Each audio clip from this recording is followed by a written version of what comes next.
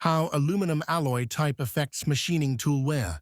The tool wear while machining aluminium occurs due to abrasion of the free surface.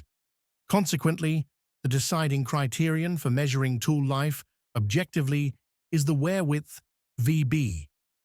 The wear of the free surface depends on the temperature and is caused mainly by abrasion. While using carbide-tipped tools, one normally assumes an allowable maximum value of 0.3 to 0.5 mm for VB. Wear increases with the number of large, hard particles which are embedded in the aluminium workpiece. Such particles could be primary precipitations of silicon particles in a hyper-eutectic alloy. This is the reason that aluminium castings cause high wear of tools. Hard particles in a soft matrix can be gouged out easily. If the matrix material is harder, inclusions cannot be removed easily, thus increasing tool wear. Wrought alloys with low silicon contents cause a minimum of tool wear. As far as cutting conditions are concerned, cutting speed has the greatest influence on tool life. The diagram shown in the figure is an example for gravity die casting alloys. In the case of wrought alloys, the tool life is measured in number of shifts or days rather than in minutes. It could be classified aluminium alloys in groups having similar machining characteristics. Group 1. Wrought aluminium alloys of low strength. Group 2.1. Wrought aluminium alloys of high strength. Group 2.2. Free machining alloys. Group 3.1.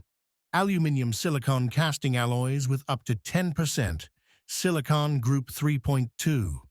Eutectic aluminium silicon casting alloys. Group 3.3. Hyper-eutectic aluminium silicon casting alloys. Group 1.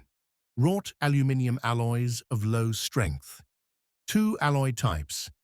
Non-heat treatable alloys in soft or partially hardened state and heat-treatable alloys in unaged condition. Group 2.1.